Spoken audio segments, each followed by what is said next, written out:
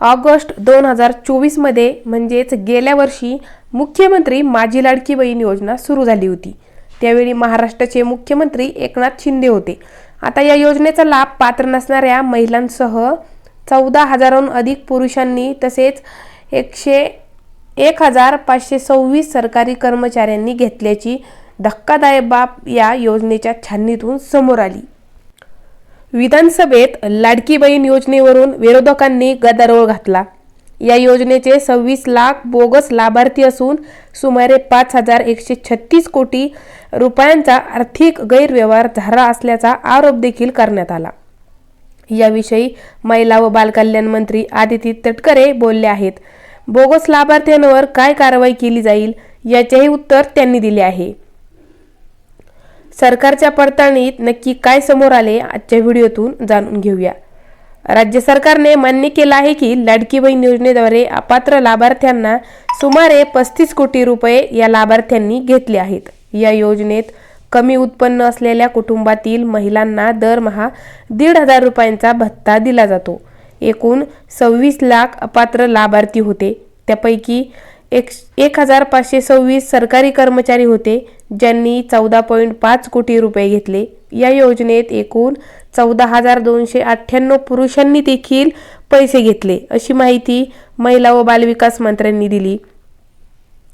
आदिती तटकरे यांनी सांगितलं की सरकारी कर्मचारी आणि योजनेचा लाभ घेतलेल्या पुरुषांकडून ही रक्कम वसूल करण्याचा निर्णय घेण्यात आलेला आहे।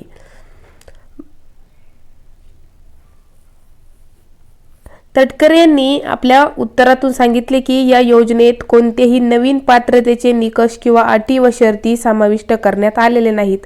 सरकारी कर्मचारी तसेच पुरुषांनी लाभ घेतल्याचे आढळल्याने त्यांच्याकडून रक्कम वसूल करण्याचा निर्णय घेतलेला आहे। जुलैमध्ये तटकरे यांनी सांगितले होते की त्यांच्या विभागाने सर्व सरकारी विभागाकडून माहिती घेऊन या योजनेची छाननी सुरू केली आहे।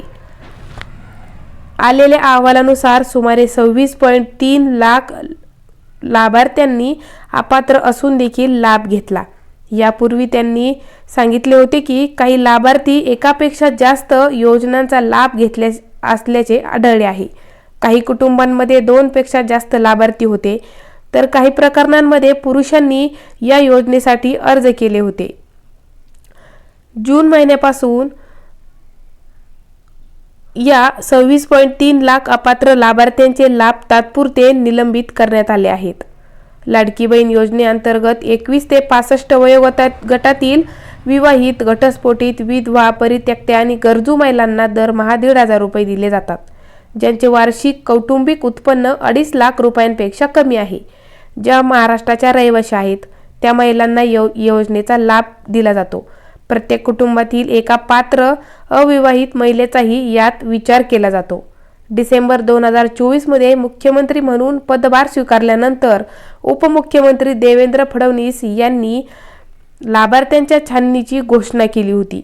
फेब्रुवारी 2025 पर्यंत राज्याने 5 लाख अपात्र लाभार्थ्यांना वगळले। यात 65 वर्षांपेक्षा जास्त वय असलेल्यांचा आणि संजय गांधी निराधार योजनेचा लाभार्थ्यांचा समावेश होता, ज्यात दरमहा 1,500 रुपयांचा भत्ता मिळतो। लाडकी बहीण योजनेचे लाभार्थी इतर सरकारी योजनेचा लाभ केवळ तेव्हाच घेऊ शकतात जेव्हा दोन्ही लाभांची एकत्रित रक्कम 1,500 पेक्षा जास्त नसेल। लाडक्या बहिणींना दरमहा 1,500 रुपये मानधन दिले जात असून ते 2,100 रुपये करण्यात येईल असे एकनाथ शिंदे यांनी सांगितले होते। ते कधी करणार अशी विचारणा काही सदस्यांनी केली असता शिंदे म्हणाले, सरकार योग्य वेळी निर्णय घेईल आणि ही